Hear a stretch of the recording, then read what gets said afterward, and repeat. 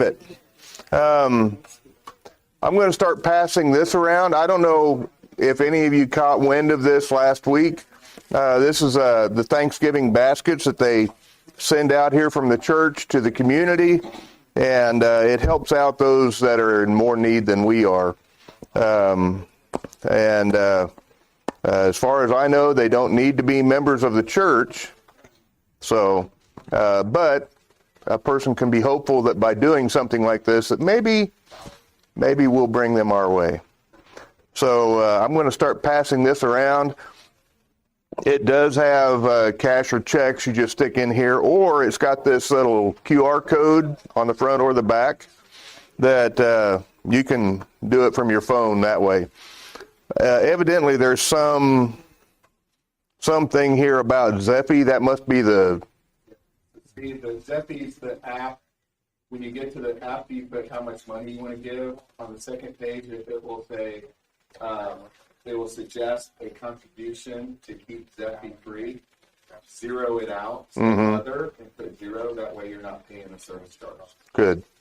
That's what I thought it was. Every now and then, whatever that site is online that you can look stuff, Wikipedia. Every now and then they ask you for money, and I figured it was something similar to that. So I'll start passing that around. Oh, thank you, Dave. Do we have anybody in our group that's needing prayers? No. She said no. You got to watch it. I've been to auctions before. You can't look over at your person next to you and go like this, because they'll say 50. So Dave Hawley. Oh yeah, how's he? Any word on him? Did he?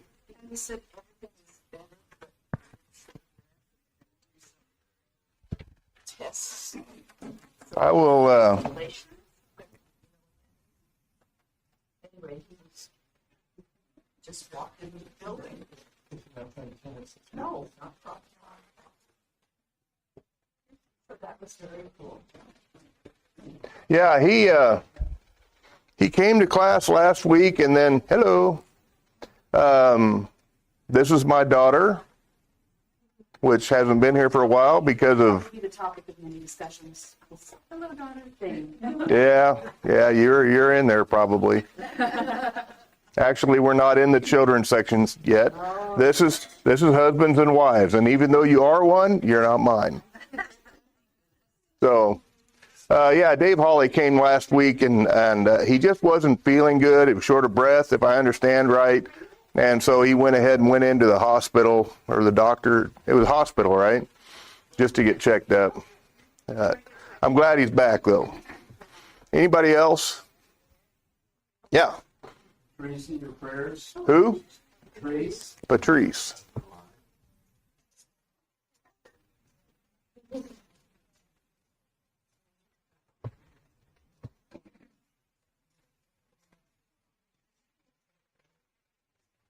Okay.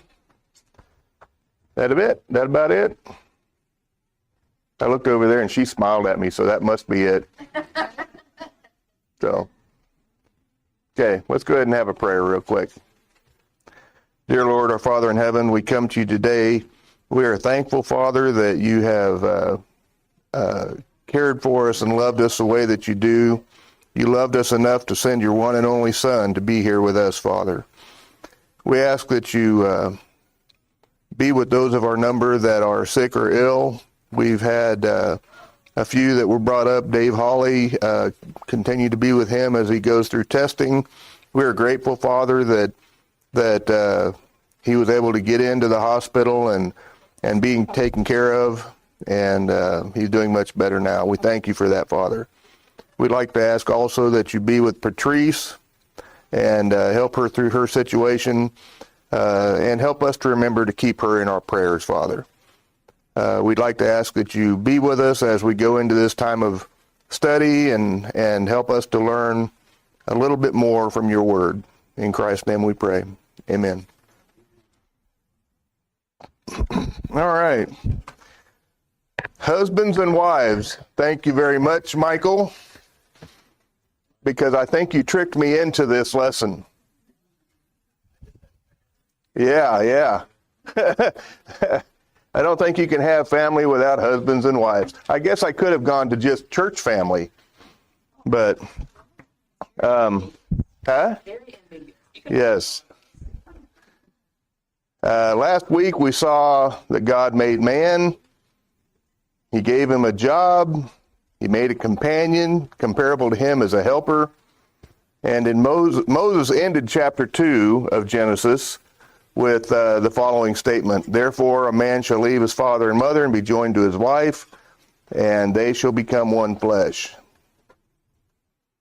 So let's look at the relationship between a husband and a wife.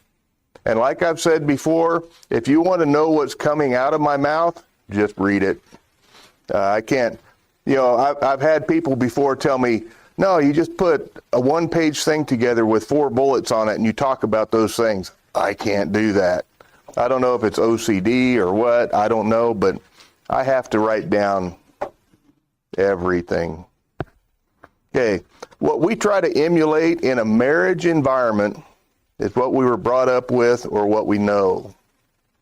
So if you were brought up in an environment where your parents loved you and cared for you and cared for one another, that love was then in turn passed on to you. And this is most likely what you will emulate. Thank goodness Jessica didn't emulate me. You were in here. Emulate just means to match or suppress or surpass. Suppress? I look at her because she's my big word person. To match or surpass, typically by imitation. No, okay. I thought you had something. If I put something out there and you say, that's not exactly what that means, let me know, because I try to look this stuff up. I look it up on Merriam-Webster, which is my go-to, and then usually AI has a little bit of input. So if your parents did not love one another, it makes it difficult to spread love in the family. The children will then have an example as they enter into marriage relationship themselves. Now, this does not mean that good parents equals good kids. I know I've seen many situations where you had great parents, even in the church, and their kids just didn't work out right. Or that bad parents equals bad kids. I've seen kids that go into the foster care program. If you watch on TV, every time you see someone that says, I was a foster kid, so I had to work my way out of it. I suspect it's that way to a point, but there you supposedly have some of the best parenting in the foster care system, but some of those kids don't work out either. So bad parents doesn't equal bad kids. They can make it out. They can be good kids, but it's tough. My own life could be an example of this. I had great parents. We went to church my entire life. As a matter of fact, I've been baptized twice because my mom was pregnant with me when she was baptized. So we went to church my entire life. Now, I wouldn't say that a lot of love was shown in our house, but it was there, and our parents truly cared for us. My dad worked constantly, even at home. Not much time for us kids. Is this sounding familiar? He called me and talked for like an hour on, I think I'm going to talk about this. And this exact verbatim thing. Okay, so she's already been through the class. Not much time for us kids outside of teaching us to do things. Don't get me wrong, we did go camping. We did all the fun things. We went on vacations from time to time. So, I'm talking about the time he got home off of work to the time he went to work the next day. There just wasn't much time for us. By the time I joined the Navy, though, I could work on cars. I could paint the house. I could mow the yard. I could build a fence. I could even roof a house. I even knew some electrical. So my dad did a good job teaching us. But when it came time to throw a baseball or throw a football or any of that stuff, not so much.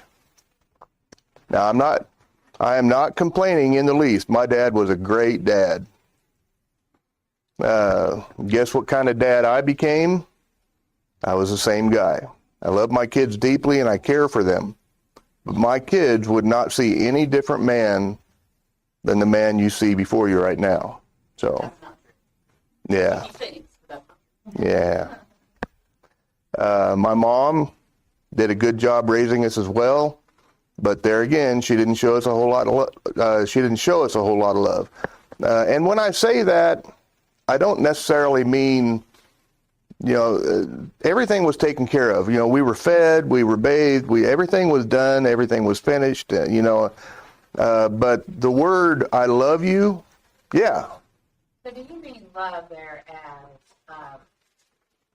affection? You didn't see a lot of physical affection. But that doesn't mean they didn't love you, because Right, exactly. taking care of all of that is still love. It is.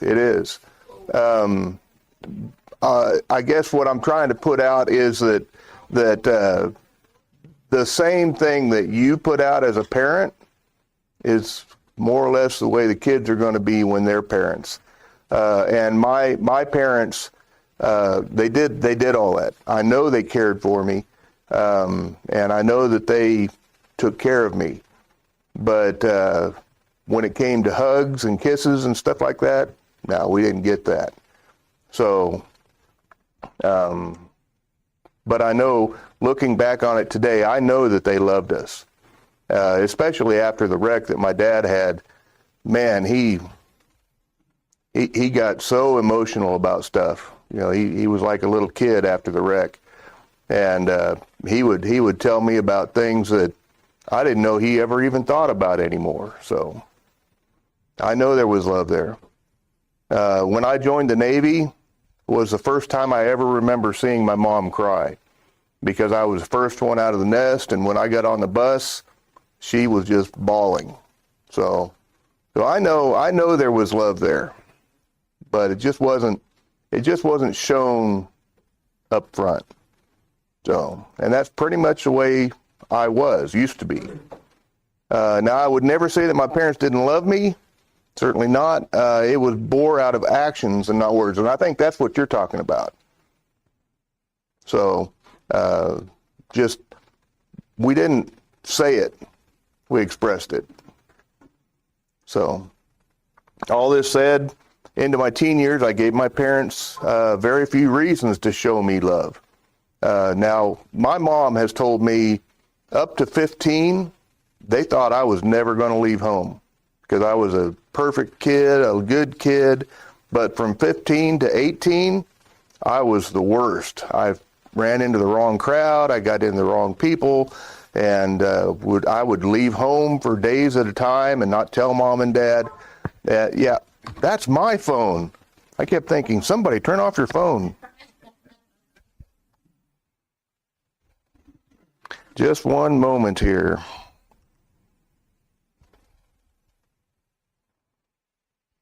I'm just glad I didn't get a phone call. She put this ringtone on there that's a chicken.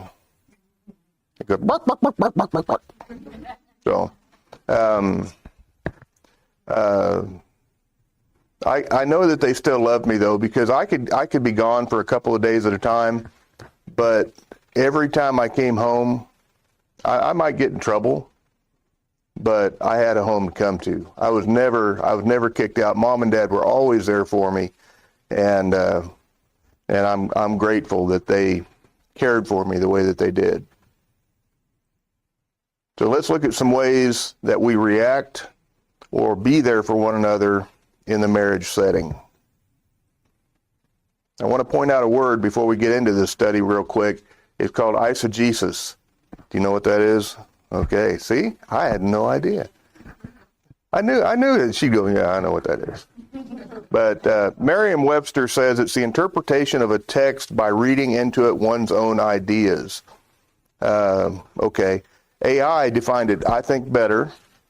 It says the process of interpreting a text by introducing one's own ideas, biases, or assumptions rather than drawing the meaning from the text itself. I think we try to do that with the Bible too often.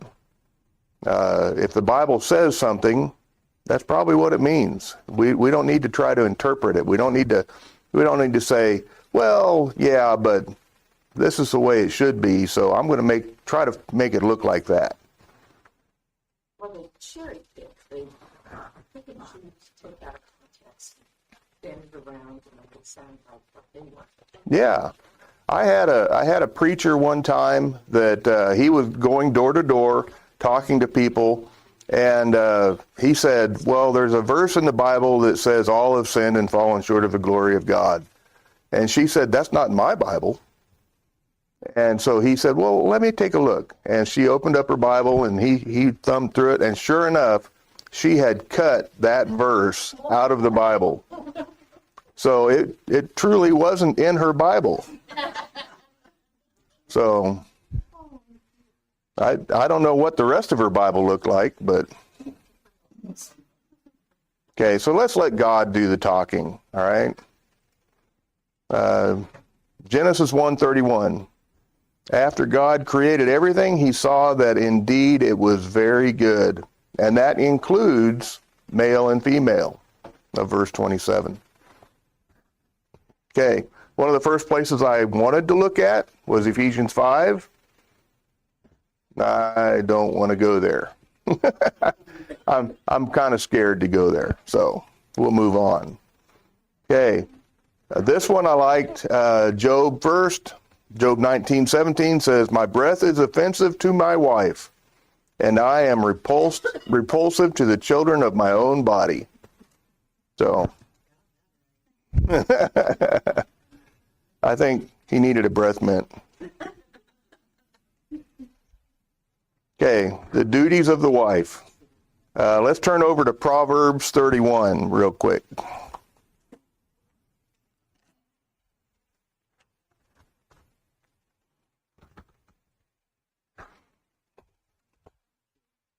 Ten to 31. I think I'll go ahead and read this because there's several things I wanted to bring out of this in particular. Who can find a virtuous wife? For her worth is far above rubies. The heart of her husband safely trusts her, so he will have no lack of gain. She does him good and not evil all the days of her life. Now, this is a virtuous wife, remember. This is the wife that is what you want. All the days of her life, she seeks wool and flax and willingly works with her hands. She is like the merchant ship. She brings food from afar, and she also rises while it is yet night and provides food for her household and a portion for her maidservants. You know, a lot of this is just exactly what I was talking about with my mom. We got all that stuff. You know, she got up early. She made sure we had breakfast. You know, everything was taken care of. But it goes on to say, she considers a field and buys it. From her profits, she plants a vineyard. She girds herself with strength and strengthens her arms. Now, those are outside the regular ideas that you would think for a mom. She perceives that her merchandise is good, and her lamp does not go out by night. She stretches out her hands to the distaff. What is a distaff? Anybody? Any ideas? I don't know. The one. Okay. All right. And her hand holds the spindle, and she extends her hand to the poor. Yes, she reaches out her hand to the needy. She is not afraid of snow for her household. That's what mine says, snow. When I read that, I thought, this is Israel. Does it say snow? Winter, yeah. Well, I guess it snows in the fall. Could be. 21. 21. She is not afraid of snow for her household.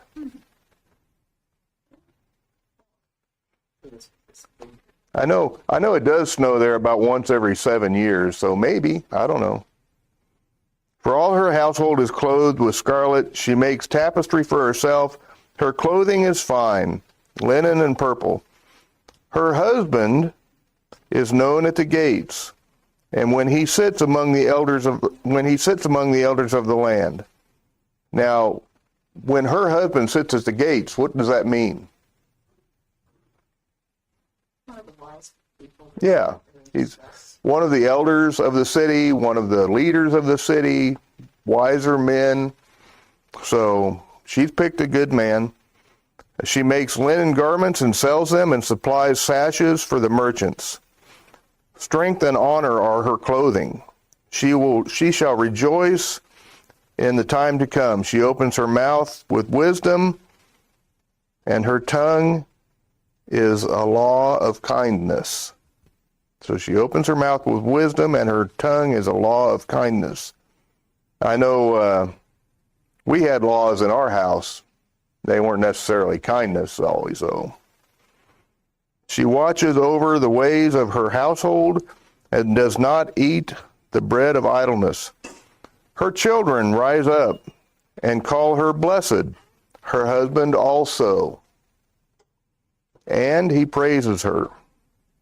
Many daughters have done well, but you excel them all. Charm is deceitful, and beauty is passing. But a woman who fears the Lord, she shall be praised. Give her the fruit of her hands, and let her own works praise her in the gates. So this is a really good lady. I would love to have that for a wife. I did have that for a wife. She was very good. There's a lot here with respect to a virtuous wife, but these verses I feel add another layer to being a virtuous wife that go beyond feeding the family. So there was a lot of stuff there. She bought a field. She girded herself with strength. She strengthens her arms. I don't think that means Pilates. Her husband is known at the gate, so she picked a wise man. She strength and honor are her clothing.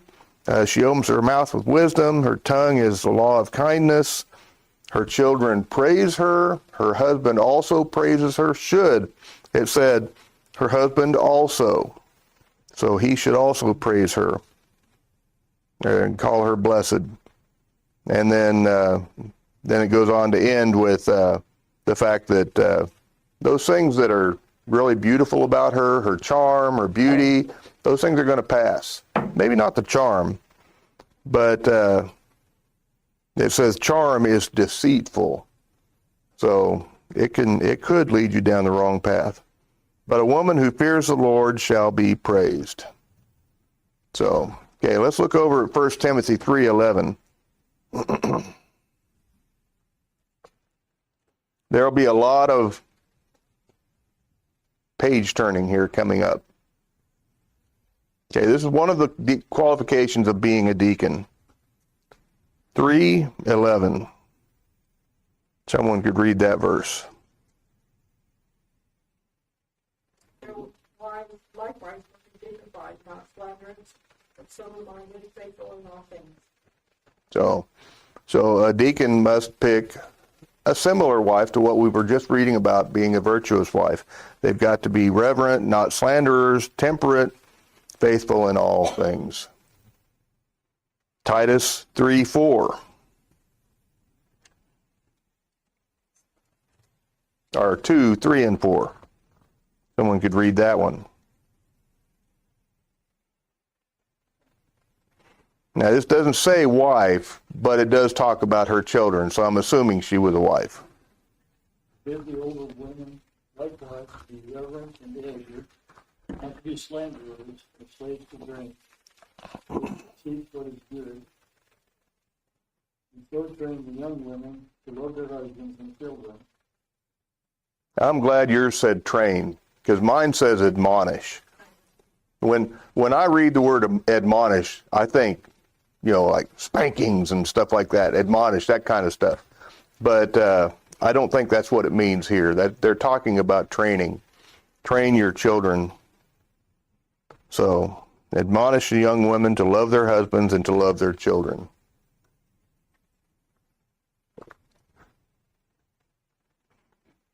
That is Mark calling me. Can you believe that? We were just talking about wait, hang on a second, hang on. Why are you calling me when I'm teaching class? Uh-oh. I don't think he knows he called me.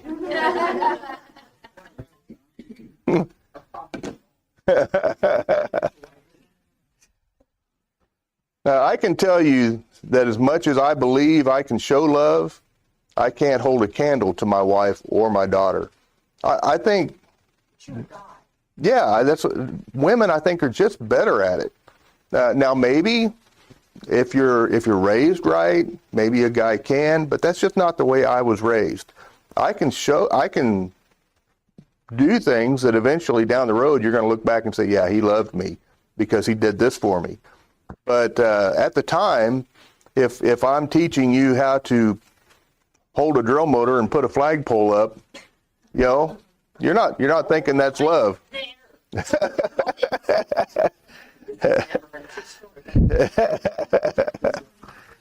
But I know my wife and my daughter, they both show love to their kids very well. Men and women in the church. My Aunt Frances,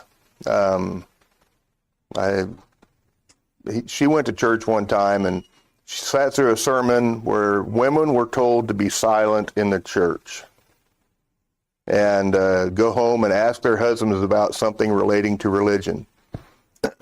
Her husband was not religious at all. Never was. As far as I know, he went to his grave not believing in God.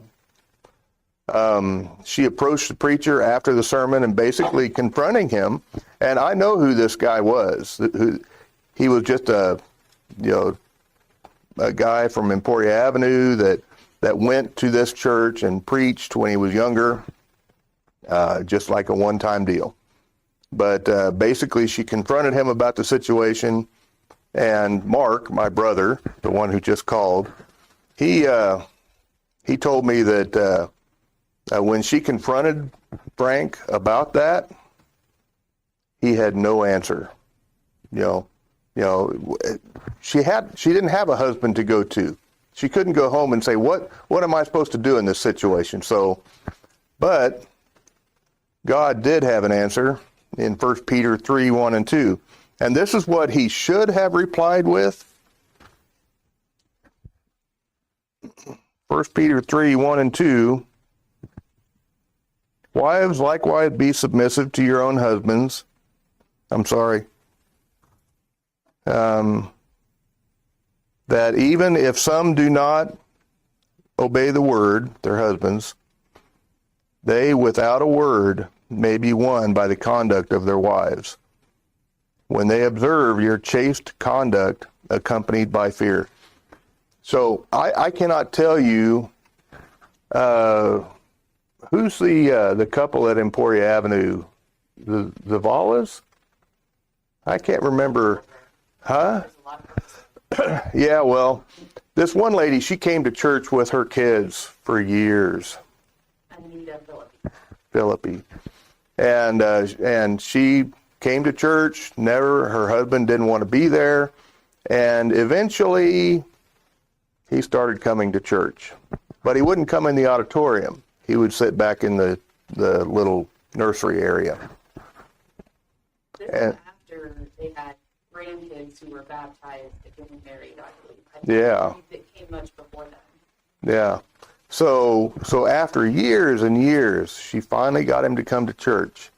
And then a few years later, he started coming into the auditorium. So it did work. Her just being a good wife, coming to church, showing him that she loved the Lord, feared the Lord. And when I read that word, fear the Lord, I look at it more as love the Lord. You want to do what the Lord tells you to do. So I've always liked that story of them, that she was able to do that. And I've seen that on numerous occasions. My wife in particular was the one that told me we need to go back to church when Jessica was just a baby. And we started going to church and never stopped. So I tell you that I've been in church my whole life, but there was a gap that I did not do. Okay, husband's duties. Deuteronomy 24, verse 5.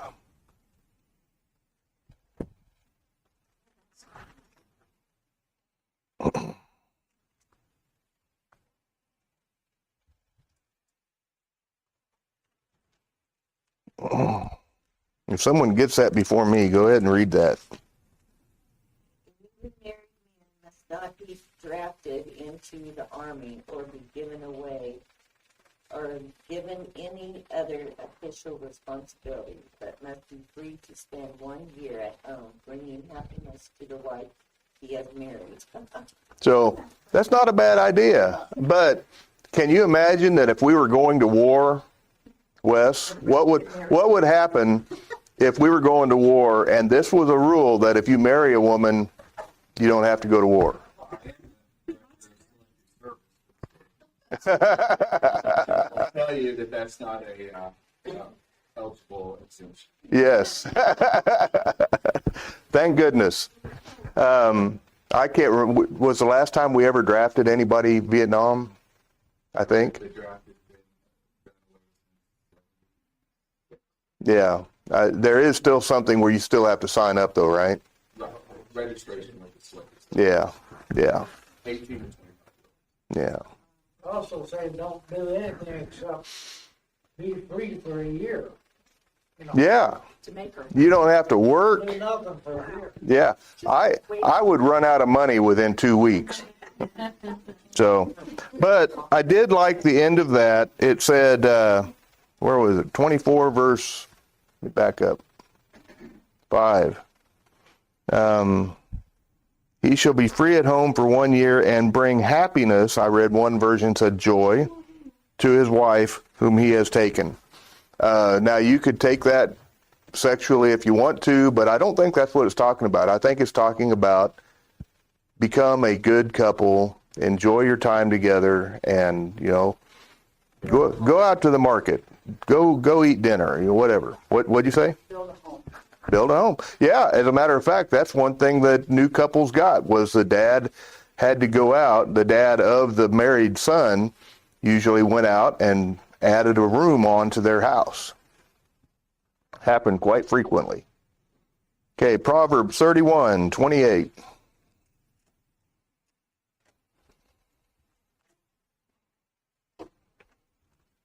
You've already read this, but we'll read it again. Her children rise up and call her blessed. Now, is that blessed or blessed? Yes. Good answer. Does it mean she's blessed because of her children? Uh, I don't think so, but it could be. could be. I didn't really think it was. I think they look at her and they know that she is a woman who fears God, you know, just loves God. And I think that's why they call her blessed. Her husband also, and he praises her. Ecclesiastes 9:9. You like Ecclesiastes? I like Ecclesiastes.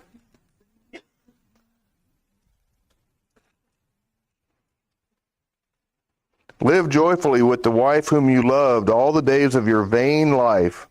How many times does Solomon say vain life? Your vain this, the vain days of your, he just over and over again. 9:9. Your vain life, which he has given you under the sun, all the days of vanity, for that is your portion in life, and in the labor which you perform under the sun. So here it's telling you, live joyfully with that wife that you have. Okay, 1 Peter 3:7. I told you there's going to be a lot.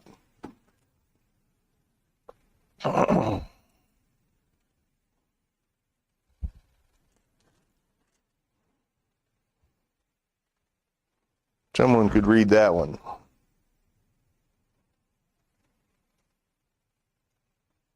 Likewise, you husbands, live considerately with your wives, bestowing honor on the woman of the weaker sex, since you are joint heirs of the grace of life, in order that your prayers may not be hindered.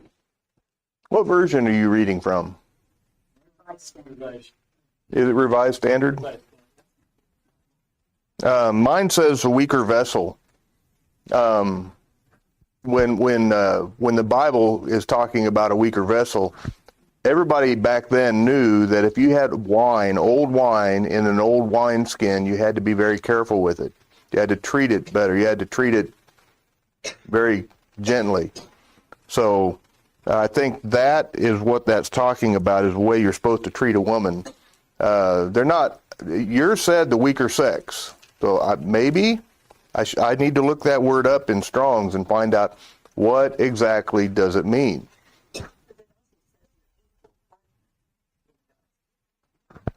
Where it says weaker vessel, your equal partner. Being heirs together. Oh yeah, yeah. So Steve, we're considered an old bag. Only this half of the class. Well, going back to Proverbs 31, in my commentary, it said that she had a lot of help to do all of that she had slaves, and there really wasn't a woman that had all these qualities. This was like the supreme picture of what a woman should strive to be like, but there really wasn't a woman like that. But if there was, she was probably kind of a wealthy woman to be able to purchase land and put in a vineyard. And her husband was wealthy. He sat at the gates. You know, he had some authority, a position in life, you know. Mm-hmm. So I do think that's why Genesis called women a helper. Not that they were there just to help man. It was mostly because they were equals. They were that equal partner that was going to be there to help him tend the garden back then. So, yeah, and you're right, because here in verse 15 of Proverbs 31, it says, she also rises while it is yet night and provides food for her household. But it goes on to say, and a portion for her maidservants. So, yes, she did have. Now, I don't know if every family back then had a person that cooked their food and did all that. Probably depended on how much wealth you had. But we as women today, you know, raised our kids. We worked, then we were, even back after World War II, women didn't work a lot. They went back to the home. Right. You know, yeah, the jobs were actually taken away. Work out the home. They stayed home, but then this next generation came through, and the women worked, you know, and raised their children, Talking about in the 60s. and had Girl Scout troops, and you know, Yeah. a lot of things that we did as women. Yeah. Do I sound like a woman? In the 70s and 80s. In the 80s and 90s. But even with that, as things have grown and changed, you have more women or men or however that are stepping in to help. If you have a mom who's working, a lot of times you have grandparents who's there helping taking care of kids and things like that. Yeah, grandparents. And you may not have had that. If You would not believe how many grandparents I see picking up their kids at school when I go pick up Taylor. Yeah. I mean, there's a bunch of us there. So I think a lot of it is because today both parents work. So. Well, and also people are living longer. I mean, when you look in the 1950s, a lot of people didn't have grandparents. Or if they did, they were not capable of caring for kids that were younger because of their own health. Yeah. Well, if 20 years ago, I would be dead already. But because of the advances in medical science, my cancer is held at bay. And they don't even measure it anymore. I'm not in remission, but it's something that's not a bother to me. So yes, a lot of people are living much older than they used to be. Okay, Titus 2:2. This is a short one. I'll let someone read that one. The older men be sober, reverent, temperate, sound in faith, in love, in faith. Okay. Now, I do think, once again, I think they're talking about husbands. This is the same stuff. It did say the older men, though. Oh, Ephesians 5. All right. I'm going to... Michael's gone. I'm going to... You don't talk about that, you to Mark. He made us memorize Ephesians 5. All right. What? Mark made you guys remember? Just the girls? No, for Michigan. That? All of the teams. Wow. All right. I'll do this now so I can run and then we'll be done with class, okay? Okay. Wives, submit yourself to your own husbands as to the Lord. So, I tried every way I could to try to simplify that, ease that, make the wording different, but there just was no way around it. I looked everything up I could, hoping that I could find something that would say it doesn't mean submit yourself to your husband. Yes, yeah. There's a lot here actually to unpack in Ephesians 5. I looked it up. We'll end with this. I looked it up in the original Greek, hoping that the word had many different interpretations. It did not. It was no help. Maybe even made my job as a teacher harder or worse. Worse, I say, if you guys are going to throw stuff at me.